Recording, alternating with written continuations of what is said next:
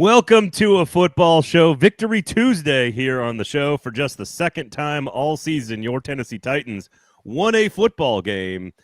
And we have lots of drama to discuss because apparently Shedeur Sanders was an all-pro on Sunday in Cleveland.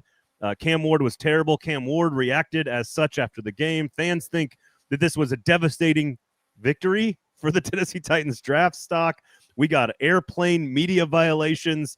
We got all kinds of stuff to get to, and I hope all of you are in the comment section. So please share the show. We'll give you guys all some time to get in. And if you have any questions, of course, we'd love to have you. That is Paul Karski, paulkarski.com. I am Braden Gall. Good morning, Paul. How are you? Good morning. Greetings. I'm well. I got the morning right. Normally we're in the afternoon, but I got the morning right today. I do appreciate everybody out there for being patient. Paul and I dealing with some stuff yesterday that had to get taken care of. If you want, I had an opportunity to talk with Trey Wallace, who is my co-host on the SEC show. We did an entire hour breaking down the committee and the playoff rankings, what is wrong with the system, the SEC, Alabama derangement syndrome, Pavia derangement syndrome.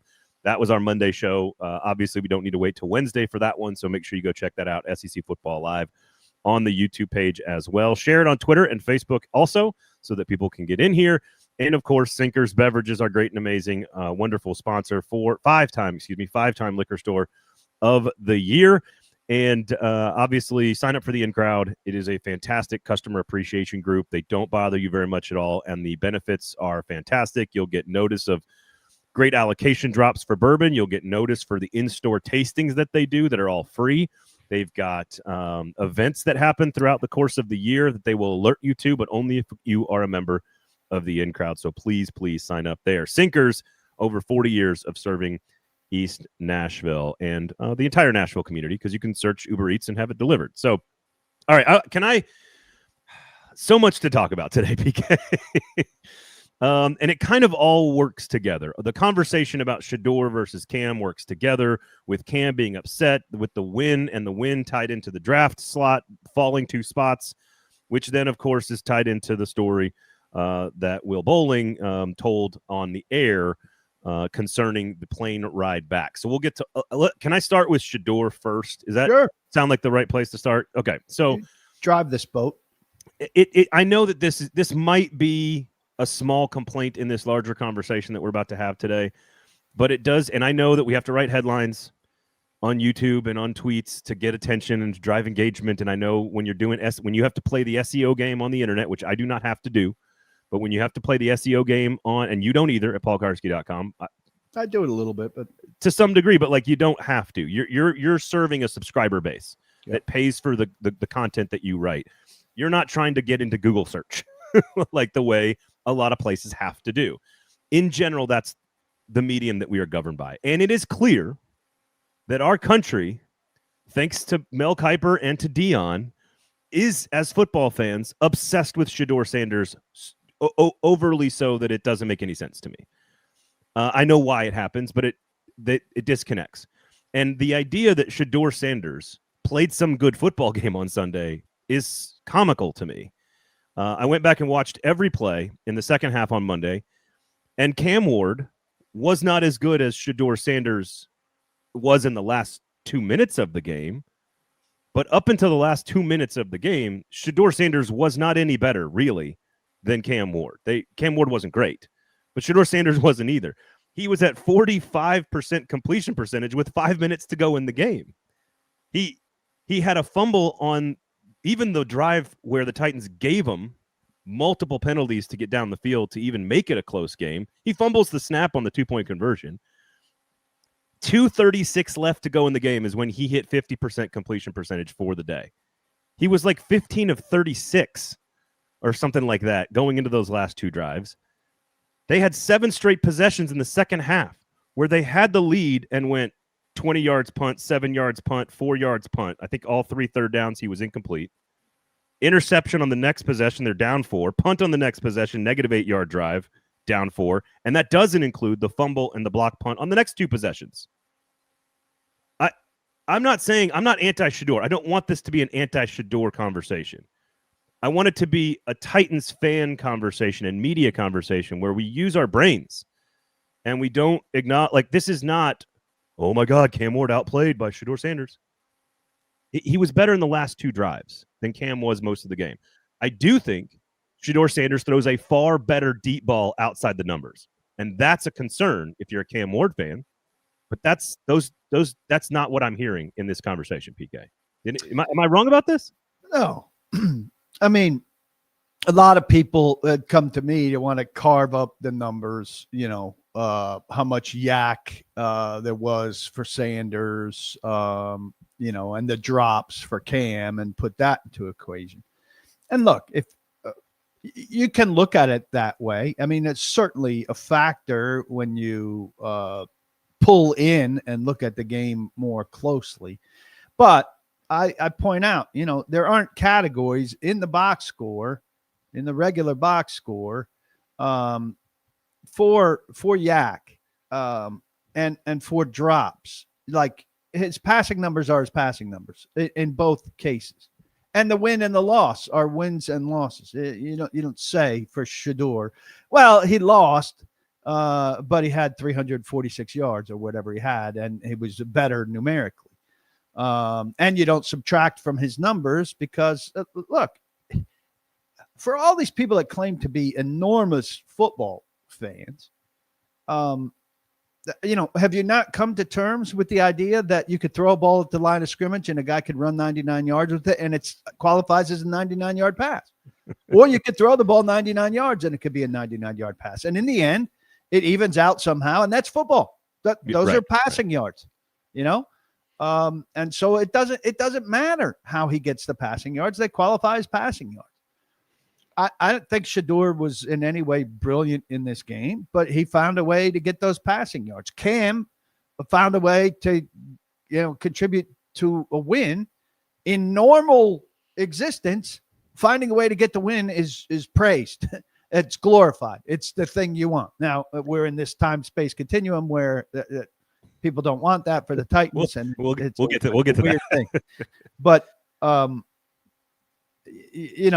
then we have to get to this thing where Cam isn't that impressed by winning. But everybody nationally is just going to look at the box score and not care about anything else. And in their eyes, Shedeur outplayed Cam by a lot. And then you have people like Jason Whitlock saying, the Titans need to draft a quarterback second year in a row, which is, the most clickbaity thing in the history of mankind. Yeah, well, no question. So a couple of comments here. Joe saying Shedeur did more to elevate his team on Sunday than Cam has done all season. Sad but true. I totally disagree because, again, they were down by 14 when he actually started to deliver this stuff. Going into the final two drives, Shedeur Sanders, and again, this is all going to feel like a Titans media member being anti-Shedeur. That's not what I want this to be. That is not my intent. I am impressed with Shedeur Sanders. He is better than I expected him to be, and I am intrigued by him as a football fan. But, that's a separate thing than what I'm reacting to based on conversations and topics. And he was 14 of 32, which is 43% for 255 yards, 2 touchdowns, and an interception with 5 minutes to go in the game. And so that means he played most of the football game and had a lower completion percentage than Cam Ward. Now, again, Cam was not great, but Shedeur didn't do anything to get his team in a position to win the football game until the very, very end, in which case he still fumbled the snap on a 2-point conversion, which we can argue, Kevin Stefanski, what are you doing there? I get he did the Vrabel thing on the first one. I get that. I think the other thing is if Shedeur had gone number 2 in the draft, then I think it is totally fair to compare the two players and to say the Titans had a decision to make and they picked the wrong guy or they picked the right guy. That wasn't what this was. He just was they should have taken Dylan Gabriel. They should have taken Jackson Dart. We can go on and on and on the list. PK is injured on this. So I think there are legitimate concerns, in my opinion, about Cam Ward that Shedeur showed some aptitude for on Sunday. And that, again, is Shedeur is a more accurate thrower of the ball down the field, especially outside the numbers. We saw that. A couple of nice throws to Harold Fannin. He just has a little bit more touch and accuracy. He probably throws a more catchable ball. The Titans also didn't ask Cam Ward or didn't want the offense to do anything on the final 3 drives, 9 straight handoffs. Now, we could also debate that was the wrong thing to do. But they didn't ask him to do anything on those final 3 drives once they had the lead. So, again, I want to get this kind of out of the way here in the first 10 minutes, and I want to say Shedeur Sanders raised some interesting questions for me as a football fan. Watching him the last couple of weeks, he's been better at certain things than I expected, but I don't think he was great. I don't think he was even that good, because for the first 58 minutes of the football game, he was a below average quarterback. And I haven't even mentioned this yet. The context of the game. The context of the game seems important. Which quarterback was at home? Which quarterback was going up against the Titans secondary? Which quarterback got help from the defense with, I think it was 3 personal foul penalties on the final 2 drives? And which team has Harold Vannon, Quidshot Junkins, Dylan Sampson, Cedric Tillman, and Jerry Jeudy? Which team has the better supporting cast? Which team has the better defense? And which team was at home? All 3 of those check marks are in Cleveland's camp. This is not a pro Cam Ward, anti-Sanders take. It's a let's use our brains.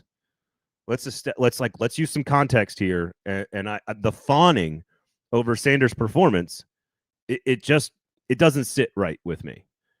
If you want to have a smart conversation about Cam versus Sanders, I think the only one is, what did Shedeur specifically do with his skills and talents? PK's efforting to get back in, by the way, that I have not yet seen from Cam Ward that I want to see. And the problem with that is that it's not related to Shedeur Sanders. It's related to every other quarterback in the NFL, which is Cam Ward was not in college, was not as a prospect, an accurate thrower of the football outside the numbers, in particular down the field. I've said it all season. And unfortunately, he missed DK on a wide open route. Again, that is a part of his game he is not good at right now and needs to get better. I think it's important to note that those are all things that are a part of the conversation, and we don't have to be reduced to what the algorithm wants us to talk about, which is just, oh, Shedeur Sanders dominates Cam Ward. Like, no. His team was down 14, and he put up some numbers, and the Titans defense made some major mistakes, and the offensive play calling, I thought, was lackluster in those games. They were scared after the blocked punt. They played for the field goal, handed off 3 times, after the Browns had scored the touchdown to cut it to 1 score. The Titans called plays scared. That's not Cam Ward's fault. Is it because they were concerned about Cam Ward? That's fair. That's a totally fair complaint. But I just think this whole thing is a little out of proportion. So the other thing is I have been the guy on this show that likes to push back on every single person I've talked. James Foster, I'll just keep it to 440. James Foster, Nick Suss, Paul Kaharski, Music City Audible, all the guys that work on this network and do some work for the network, all of them agree that Cam Ward's best game was the Colts game, up until the Seahawks game, that is.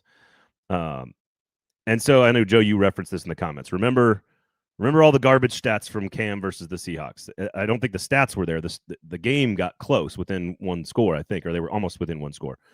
I was the guy who said those numbers against the Colts don't mean as much to me when you are down 31-7 or whatever the score was. Then when they clearly threw the game plan out the window and said, no, we're just going to sling it around with Cam. Quarterbacks always will find more space to operate and will pad their stats when their team is down by 4 touchdowns. The Titans were playing shell coverage. And let's be honest, the Titans secondary is atrocious. So, again, this is not anti-Shedeur. I'm interested in what I saw. I saw value in certain things that he did. I think there's things that Cam and the Titans can learn from him, just like they can from every other quarterback. Cam wasn't great. He also led the opening drive for a touchdown. He made the critical play on 3rd down and 8 to DK over the middle in a critical throw. He made the 3rd down throw on 3rd and goal from the 8 to score what became the game-winning touchdown. Shedeur didn't do any of those things. So I don't think it's as bad as the internet's making it out to be. That's I just wanted to get that sort of off my chest here. Now, because Paul's not here, I will entertain the idea that you guys in the comments, and I want you to make the case because I want this to be the transition into the draft conversation here. Because I think Cam, well, I think Cam Ward's comments after games where everything is exclusively about wins and losses, and then to turn around after the win and say, I wasn't good enough. I'm not going to kill him for that as other people are going to kill him for that. Because I think it's clear that it's contradictory, but I also think there's two different human situations there. He can be excited about a win and upset that he didn't play great. He can always say, hey, we didn't win this game when we lose. Like some of this is you got to try to play the role of the quarterback. I actually don't have a problem with what he said after the game. Was it a little much? Maybe. Did he lean on it a little too much? Perhaps. Paul Kaharski rejoining us here on A Football Show. How you doing, I don't sir? know. I don't know how the sound's going to be there. How is that? All right. It sounds like you're on your phone. Yeah. It's all good. My computer's freaking out. I don't have a huge problem with what Cam said because I give Cam a pass because Cam's been good. But it doesn't make any sense to say over and over after every game, no matter if there's progress or whatever, all that matters is winning, all that matters is winning, all that matters is winning. And then when they win, he goes, same difference winning and losing. It just makes no sense. I agree. Joe says because Cam knows Shedeur outplayed him. Keep it real. I'm not suggesting that he didn't produce more.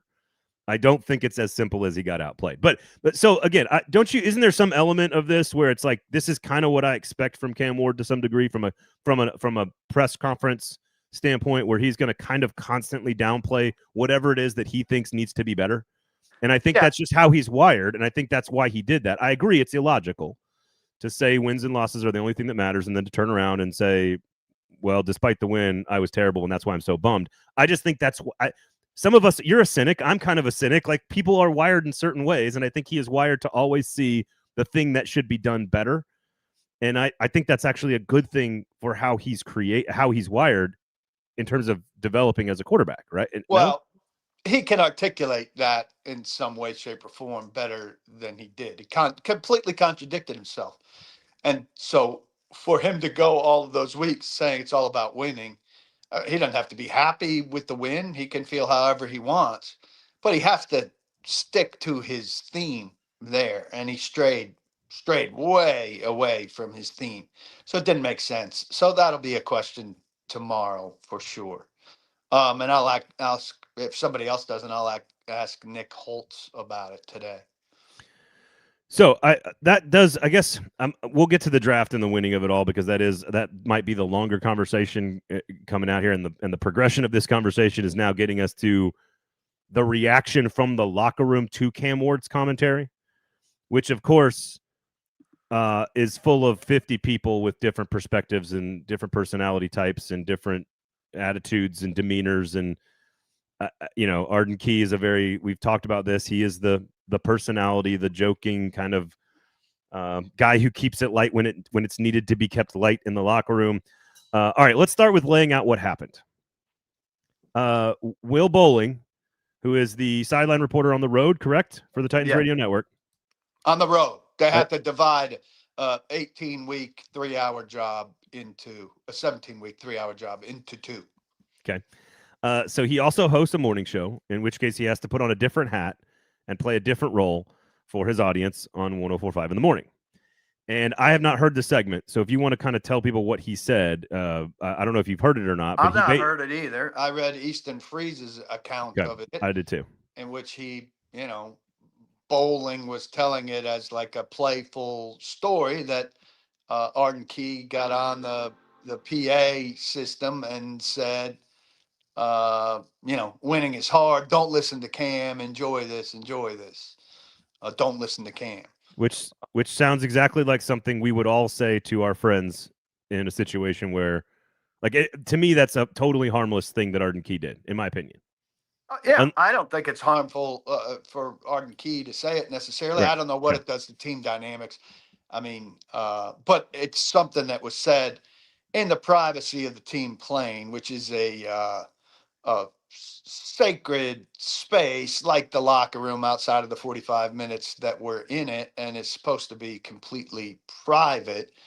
and a sideline reporter or a member of Titans radio is supposed to absolutely know that and never err on the side of never saying anything about anything he or she sees or hears on the plane.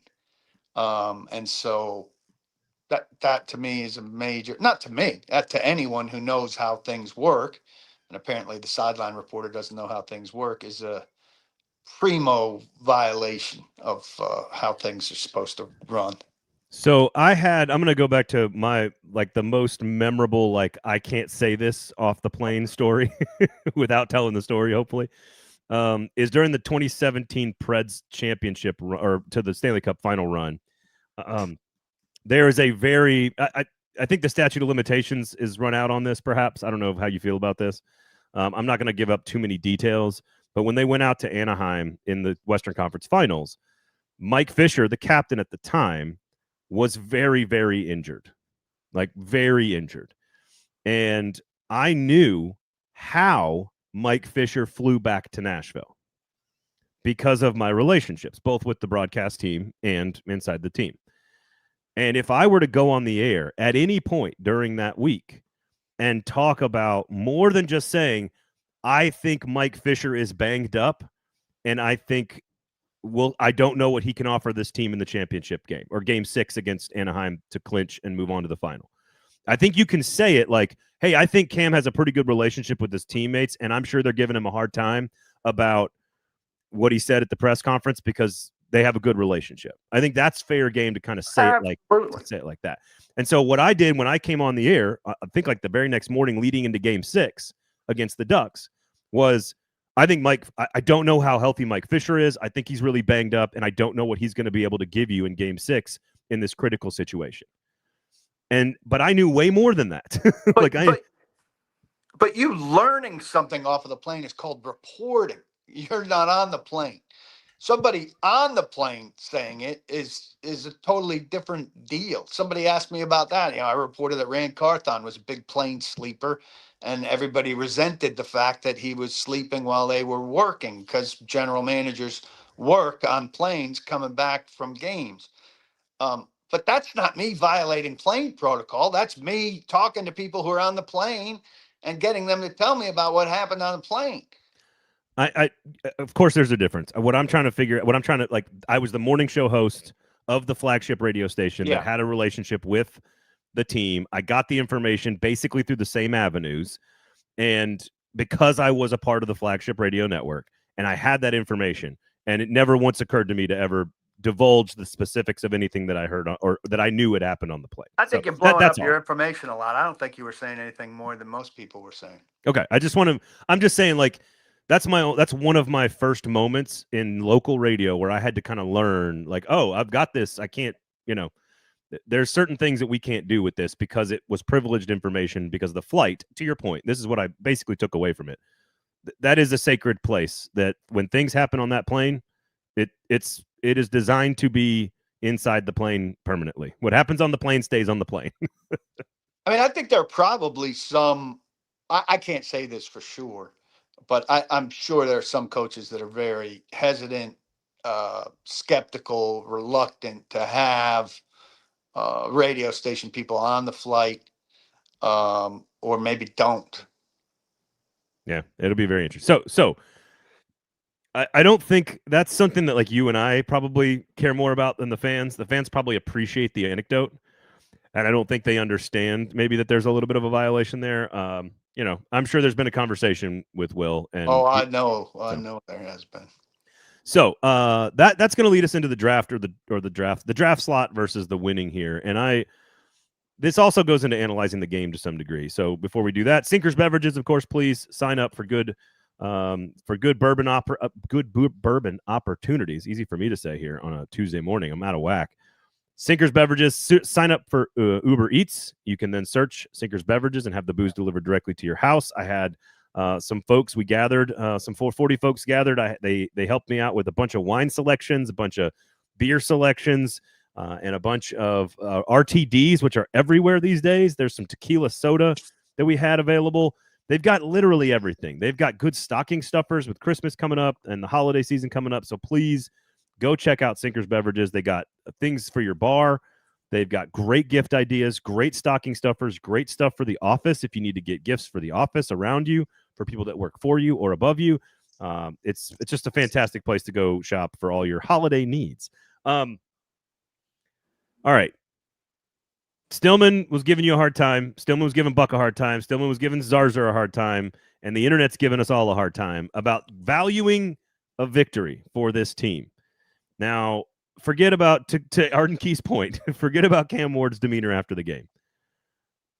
Finishing the game with a win, to get to 2 wins where you still could have the first pick in the draft over the next few weeks, I just think you have to understand the value for a group of people who have worked their asses off all season and found no success, to find some level of success with an outstanding game plan on offense. The best offensive line and running performance that the team I haven't seen since Derrick Henry, I don't know when, for this team. The value of that is pretty important. Is it hard to place a metric on that value? Absolutely, as we've discussed. But I think you've got space for 1 or 2 here, PK. I think there is room here in the last few weeks of the season to still have a top 2 or 3 pick and get a win or 2 and to learn to do both. I think the Titans can do both. Still have a high draft pick, still add capital to the roster, still trade down and add more picks and rebuild the roster in the offseason, and also have a bunch of young players learn how to win. I know he's on your fine network, this fine network, and that you're his boss. I love that idea. I would love that too. I know he'll push back on that. But there's no reason for us to use Jared Stillman as a launching point for everything. Plenty of other idiots out there saying the same thing. We can just broadly say a lot of people don't like the fact that they won in draft position. We don't need to pick a guy with a little show who lost his radio job. Says 2 guys that don't have their radio jobs anymore. Yeah, well, I've left mine. No, I know. Yeah, don't put me in a basket with you guys. Look, it's such a backward sport now. Like, I'm just not participating in the thing where and others, like, basically every game in a season to some of these people that does not lead you to the playoffs is a meaningless game to them. Every game is meaningless that doesn't lead to a playoff spot. Think of the percentage of games in the league that don't lead to playoff spots. All those games are meaningless. I mean, these guys that you are so eager to draft in April have to fucking develop. Where do they develop? Then we talk about how OTAs are patty cakes and nothing can happen there. And we complain about how nothing goes on.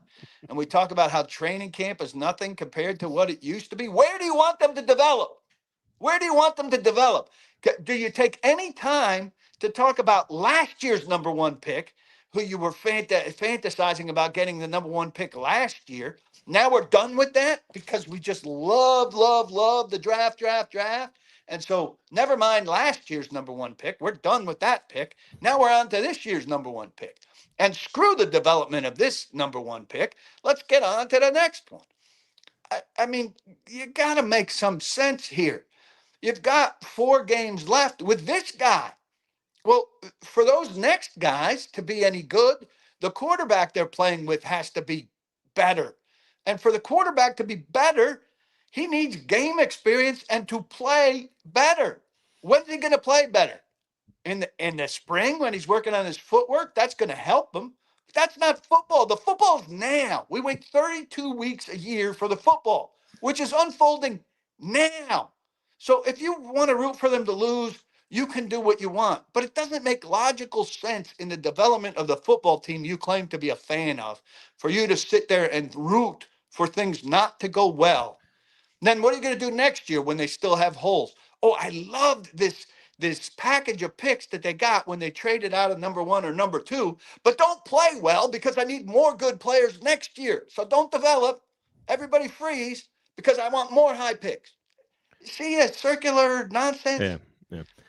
Okay, some comments here. When Also, you're using as a starting point a guy who's not around players and who's not around coaches and doesn't understand the human element of things for those people. To him, it's names on paper and on TV. He watches on TV. He's a fan watching on TV. it's just an example and a starting point, and I wanted to make sure that I called him out for calling you out. Is all I was trying to do there. Well, Forget him. Like that's not the point of the conversation because he's not alone in this. Now there are some comments here that I appreciate. Caribbean Daniel, win above all else.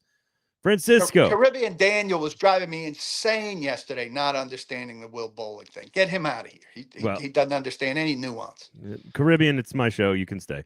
Caribbean, I've muted you. I'm never going to hear from you again. Francisco, even though he agrees with you on this point, Francisco, I wait all year to watch the Titans. I want to see W's. There you go. Look, here we go. Here's another one. Retro. We are still going to land somewhere in the top 3 and get a top 3 non-quarterback player we desperately need. There you go. Look, I'll be disappointed for them if they can't trade down and get a bounty. They need people. They need people. Yeah. But I don't think it's the primary concern right now. Titan MG. Fans not wanting the dub are a vocal minority. Most fans are smart and recognize value in learning how to win. So far, every comment here, PK, kind of agrees with us on this. Now, I want to give you. Well, where have they been all of this time? Fair enough. Because they're letting people push them around. Z Dean, completely agree. It's so exhausting to see a Titans win and then see on Twitter complaining about how they hurt their draft stock. This team needs to learn how to win. Draft talk in 2026. Now, my first comment to Z Dean is, I am dealing with this on my other show in the political world in this city. Like, what happens on social media is irrelevant to real life. It just is. That's a soapbox I don't have time to get on right now, but it just is. So don't take your cues from the vote. The vocal minority is Twitter. That's what that is. You can't take your cues, fans, from that. And I appreciate most of you saying all this. I want to give you credit here real quickly, which is I've agreed with this point that I think the silver lining on losing is the draft stock. It's always the secondary priority. It's always like, I want to win. Oh, we lost. Guess what? I get something for that on the back end that's like a consolation prize, for lack of a better term. But the best argument I think you or anyone else has made about this, and I hadn't thought about it, and I'm kind of bummed that I hadn't thought about it, as the amount of time that these players get to do football has been cut into, I don't know, like 20, 30% of what they used to do in the 90s or in the early 2000s. There is no time on a field with pads on, playing the game at full speed, trying to learn how to do it better. There is no time anymore like there used to be with, spring practice for college players or training camp 2-a-days in the NFL. All of that is gone. The only opportunity Cam Ward actually has to get better and to do it with reps is in a game. Because to your point, they don't have those chances anymore on a practice field or in the offseason. And I think that's a really smart, and I don't think I've heard anyone articulate that part of this, which is this really is the only chance you have to get better in the NFL because of the rules the NFLPA has put in place. Thank you. I back to this learning to win. I'm not obsessed with the learning to win thing. Rex Road addressed this the other day, and I thought, the roster's going to turn over 50%, and these guys have won before at different levels and everything. The winning is just really kind of a byproduct of the developmental progress. I'm more concerned with the developmental progress. And when you develop, like the offensive line developed into a functional good unit on Sunday, and as a result of them developing and playing well, the Titans won a game. It's almost a side effect. I'm not concerned with them learning to win. All right, Peter Skoronski has won football games before, but when you develop well and do things right, you have an increased chance of winning, which ultimately becomes obviously the goal. Yeah, I think that is all. I think both of you and Rex Road have kind of. Sometimes it takes, as I've said on this show for a few weeks now, like it's hard to quantify specifically the value of some success for the football team. It just is, because it's a vague, nebulous thing. Whereas it's very easy to quantify the value of the loss, where you go from 1 to 3 in the draft, right? Like, just 2 slots. We know exactly the value of that win for the Titans or a loss. And so I think this is like, once you spend time drilling down on an issue, it's amazing what happens when you don't just retweet or share or do it for the likes, when you actually think through and take time on trying to figure out, with critical thinking skills that this country desperately needs, to like actually drill down on what's taking place. It's not about Cam Ward winning. It's about making sure on 3rd and 8 he makes the right read in a season where he has struggled with the right read. I stopped the game a couple of different times yesterday where like I'm looking at wide open guys in the flat and he's just not even seeing them. So like he still has a lot of work to do on this.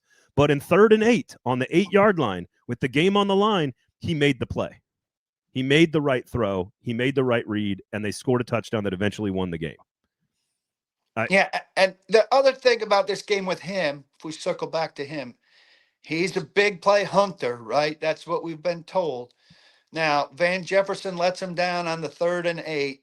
I mean, he threw a beautiful ball. I talked to Van Jefferson. He handled it like a pro. Said, it was a great ball. Yeah. Can't get a better ball. All on me. Got to get back to the lab. You know, I know Van Jefferson just hasn't delivered. That's what he's here for, to be a reliable guy who catches a pass like that, and that's a big disappointment. And on the other one, to who was it, DK? I mean, I don't think the one up to the right, I don't think it's a well-thrown ball, but I think it's in the air long enough for DK to realize, hey, I'm cutting this off here, but the ball's deeper, so I should keep running. And I can track that ball in the air, and the route might say I should go here, but the ball's saying I should go there. So I'll overrule the route and go where the ball is. And, so, yeah, that's on Cam probably, but still wasn't a good throw. The receiver just makes a damn adjustment. I think he can get there in plenty of time and catch that pass. No, I think there's receivers letting him down twice in a way that, again, I don't box score adjust, but I don't think Shedeur Sanders guys were letting him down in a similar way. No.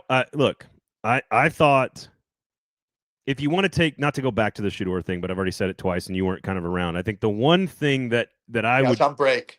The one thing that I would legitimately compare for Cam and Titans fans is in the face of some pressure, Shedeur throws a very catchable deep pass.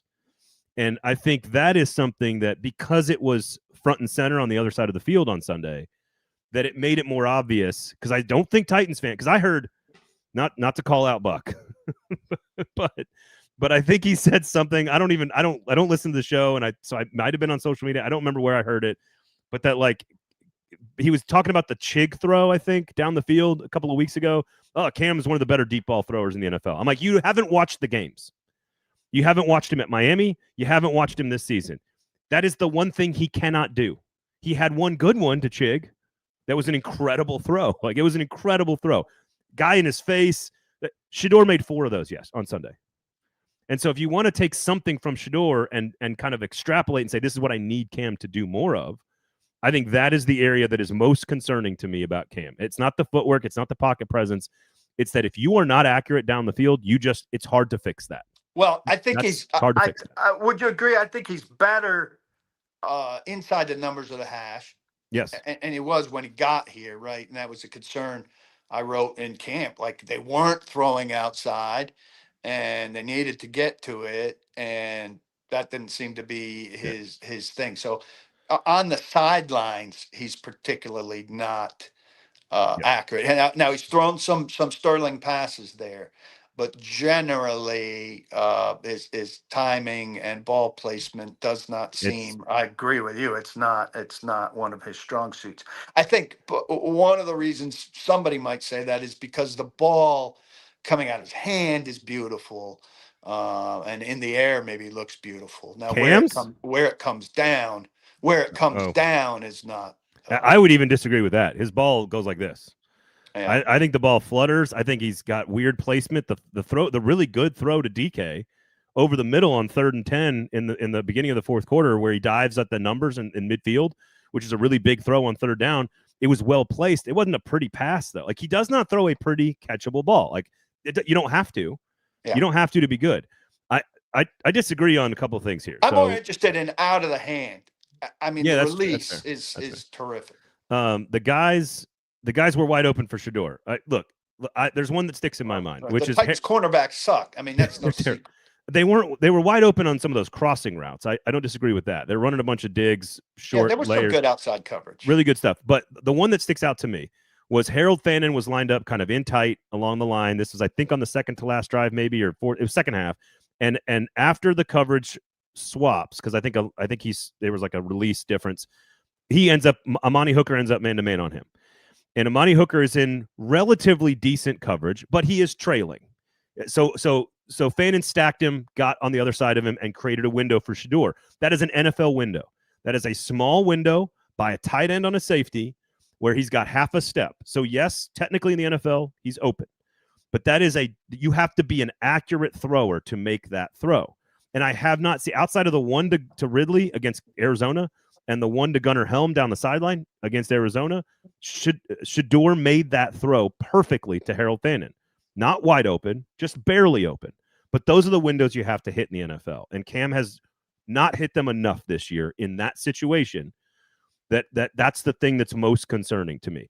Yeah, and sometimes when he hits them, guys, volleyball spike him to the ground. That's also a problem. I think Blake Bedingfield wrote that Harold Fannin was the best offensive player on the field. Also, just as a side note. I love that guy. He was one of the most productive tight ends in the history of college football. Unfortunately, Shedeur showed more in his third start than Cam all season. Again, I disagree with that because if you watch Cam against the Colts and against the Seahawks, which is the same situation Shedeur was in the last 2 minutes of the game, which is throw the playbook out the window. We're trailing big. We got to get a bunch of points on the board as fast as we can.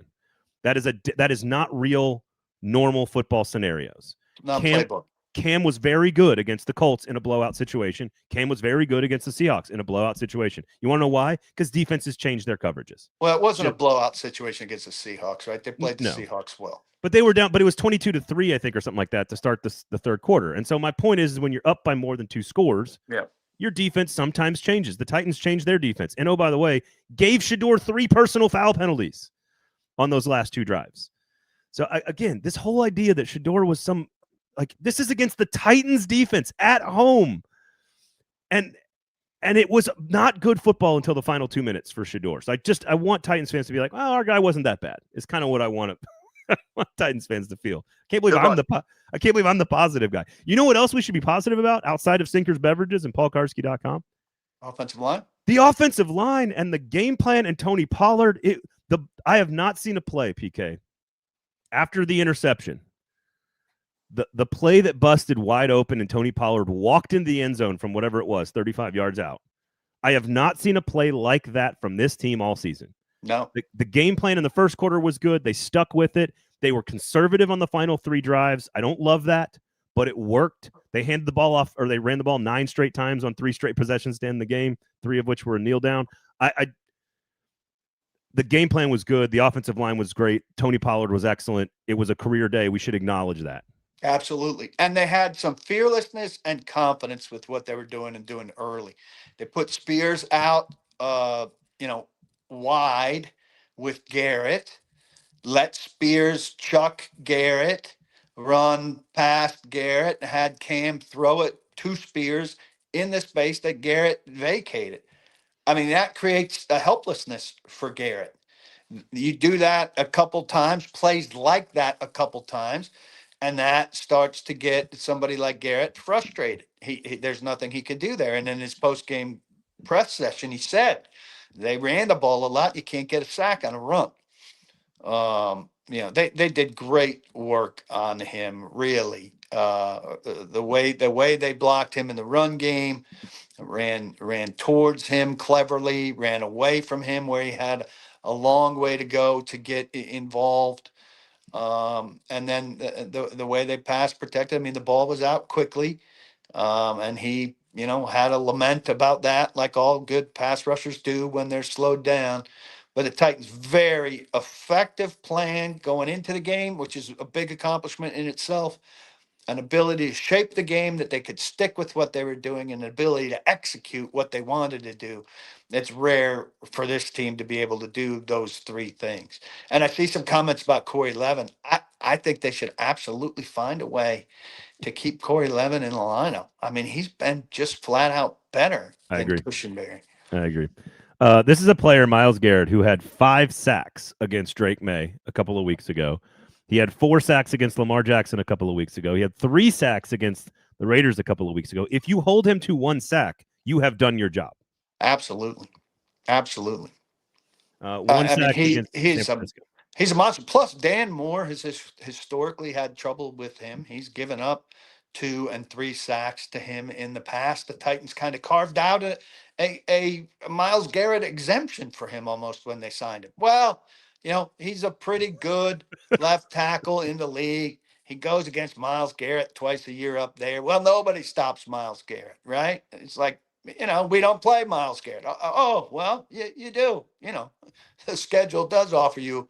You're not going to play him twice a year, but you are going to play him. Credit to Moore. Yeah. Here's the other thing. Myles Garrett has, in his last 3 games, has 14 quarterback hits.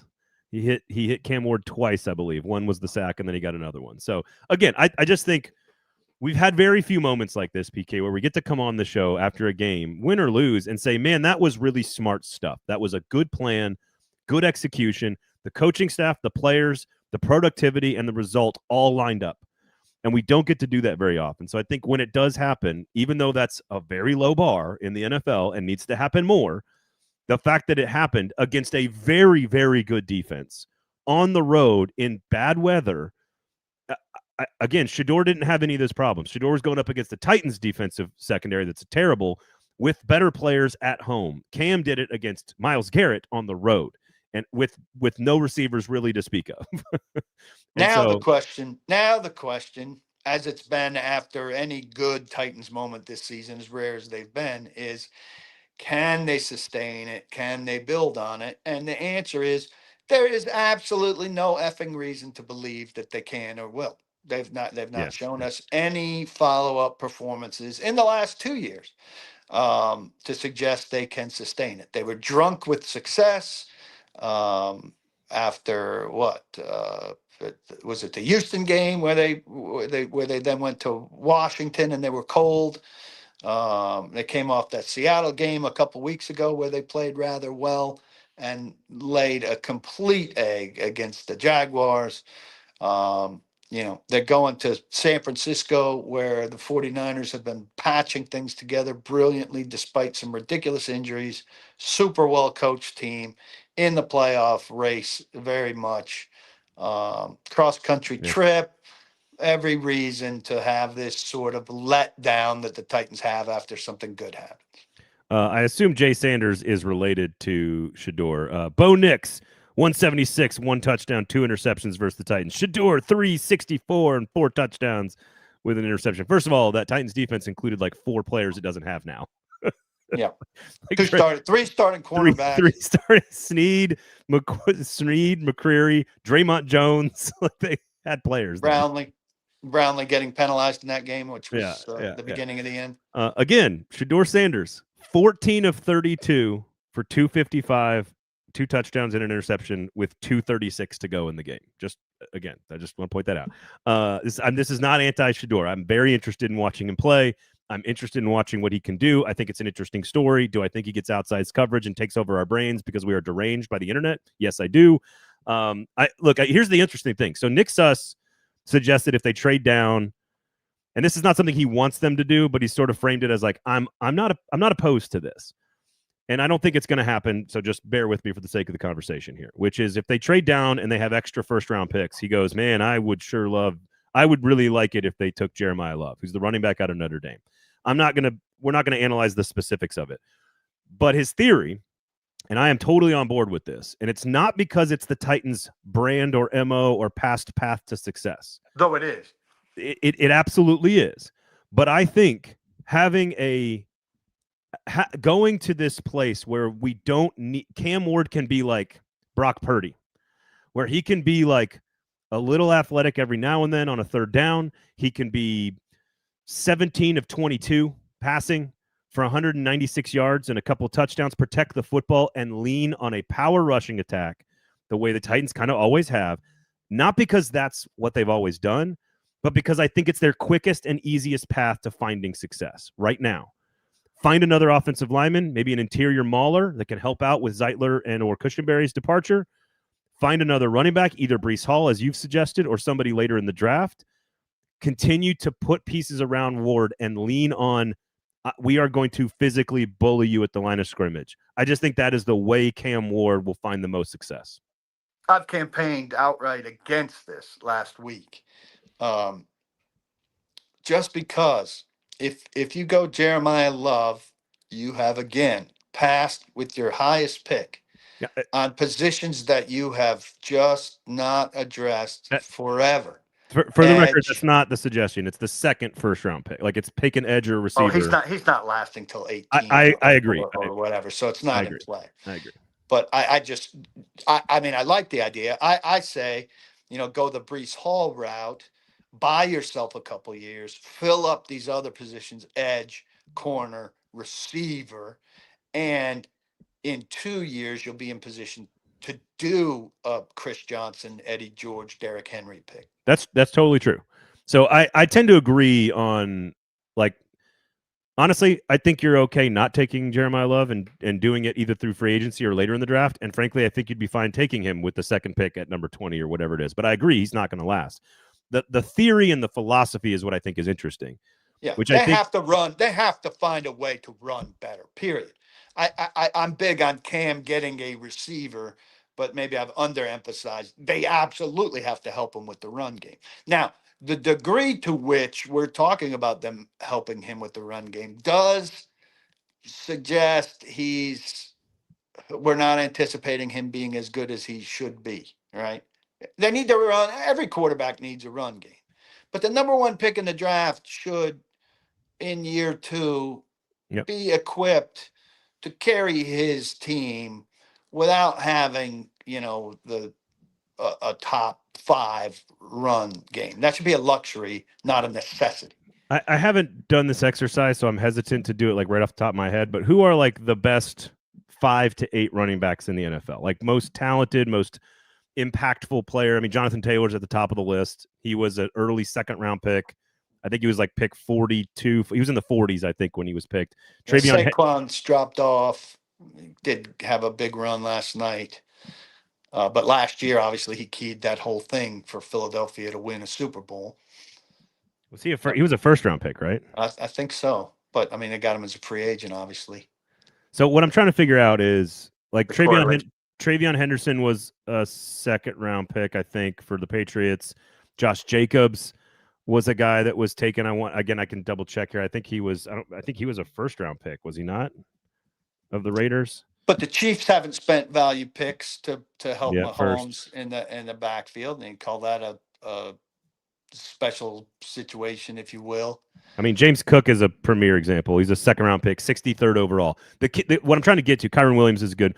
Bijan is a top pick. McCaffrey's a top pick. Taylor's like the great ones. Even Derrick Henry was an early second-round pick. Chris Johnson and Eddie George, first-round picks. I don't think you need to use a first-round pick on one, but I think you need to use a top 60-ish pick to get that premier guy. Gibbs is a first-round pick. A lot of teams have found a good degree of success with mid-round running back pick, while the Titans do, Darrington Evans. Yeah, honestly, that's the problem. Is who was the one? Wasn't there one before him too? There was Darrington Evans, and then there's Tajay Spears, and who's the other? There's a third one in there that they took like in the third round, I think under Robinson, that didn't work. Hassan. We could go all the way back to Bishop Sankey, who was a second rounder and a huge bust. That's pre-Robinson. Man, so the point is, I'm more, and it's not. It's hard because I want to. It's clear that it's not because this is what they've always done. That's not. It feels like this path is because of Cam Ward, and that, to your point, is not a good thing for the number 1 overall pick.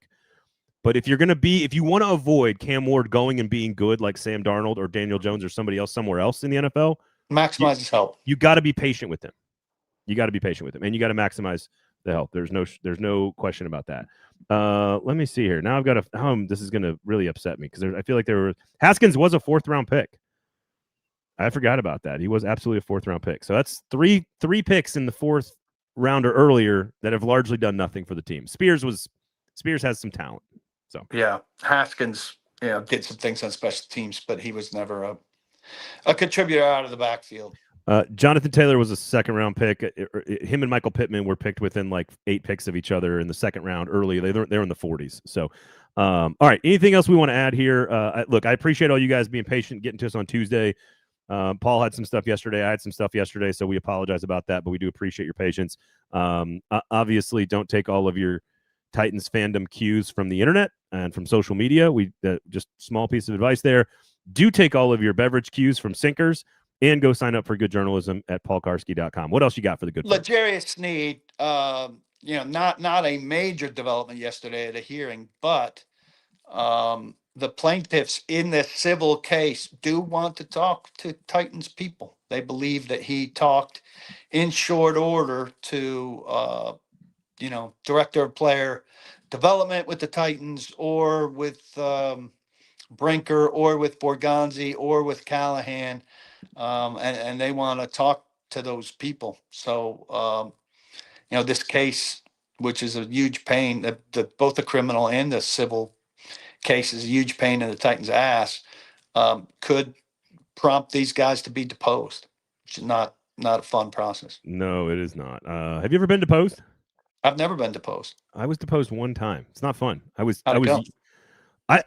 young, and you can imagine I probably said too much. I wouldn't be good deposee. No, when you're 18, and here's what's fascinating watching Paul, because this was like a fluke, what's the right word? Like case, I guess. This was crime by you. No. This was somebody trying to take advantage. Like this person had made money suing people off of like 9/11 stuff. Like this person was, I couldn't. This is a very strange thing that happened to me when I was in college. I was 18 years old, or 19 or 20 years old, and like they were like, "Yeah, you got to be deposed." They didn't coach me at all, which is their fault, the lawyers, because it was a traffic violation basically that resulted in somebody suing because of it. Long story. A 9/11 traffic incident in Knoxville. That's right. And I'm sitting there, and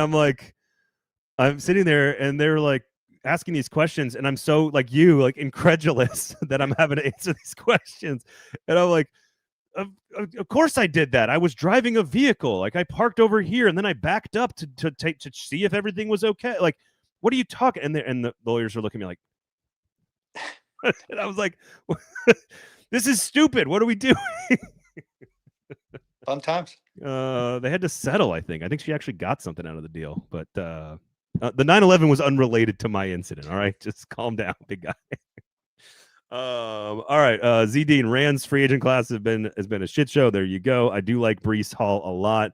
I liked him coming out of college. He was very, very good. Paul, could Snead have his guarantees removed for what's going on? I imagine that's on the table, right? I don't think the civil case would do anything. If he is found guilty of the A-level misdemeanor, failure to report a felony, yes. But I think the Titans will cut ties with L'Jarius Sneed before this case sees court, so it would be retroactive, and he would have to pay them back.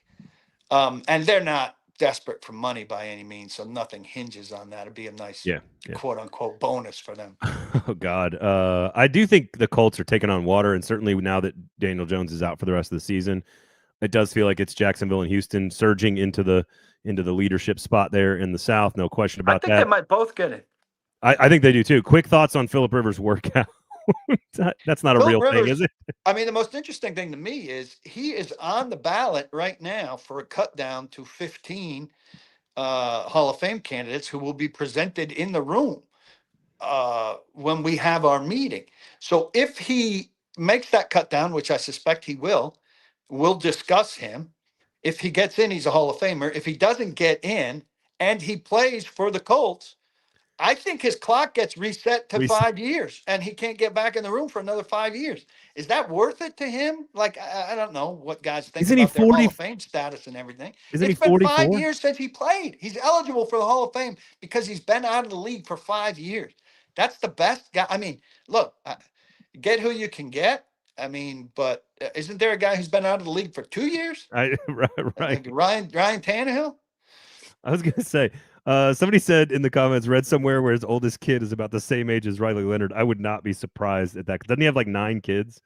I'm not. I don't take joy in anybody being hurt or anything like that. I'm sure the Titans fans are not sad to see the Colts plummet, but Right. I mean, think of their fan base. They had legitimate Super Bowl or at least AFC Championship aspirations, and that Yeah. thing is absolutely done now. Yeah, it's a That big bummer. sucks for them. It's very strange. Like I know this happened. Obviously, as a Knicks fan, I saw this with Jason Tatum in the playoffs last year for the Celtics. It feels like that maneuver, that step back, that tears up your Achilles, is happening more to pro athletes across sports than I can remember. It just feels like an odd thing that's happening, and I am fascinated by the physiological reasons for that. Like, what are we working out our too much lower body? Like, I don't know if there may be nothing there, it may be totally coincidental, but I do find it really interesting that specific motion is now causing all kinds of problems. With it happened to Halliburton didn't tear his ACL, but it was the same thing where his Achilles, where he stepped back, and it's just happening more than I can remember it. And our trainers now, they're pretty specific on stuff. Are they watching that and training guys with something to counter that? Right. That'd be a very interesting thing if you could get a hold of those people who don't generally talk about such things. Yeah. All right. It's called a negative step, and it's totally been a thing in basketball. No, meaning they've added to the coaching, like how they coach that step. No, I'm saying like how the trainers look at what's happened badly to people on the negative step and then say, all right, we're going to train you to help you avoid exploding your Achilles on the negative step. No, I agree. I agree with your point. I was saying, is Donnie saying that, yes, NBA, he says NBA guys are being coached out of the negative step now. Oh, out of it to avoid it. Yeah, that makes sense. It makes sense. Interesting stuff. Okay. All right. PaulKarski.com, Sinkers Beverages, all the other great shows across the 440 Sports Network. Do appreciate you guys for supporting us and for hanging out. And so thank you all for listening. Sorry about my computer problems. You did well on your own. All good. You look very handsome. From what I hear. From what I understand. From what people are telling me. Many people are talking about it. Yeah, everybody out there, have a great week. We'll be back on Thursday with Nick Suss. Otherwise, have a good one, everybody. Thanks for listening. We'll talk to you next time.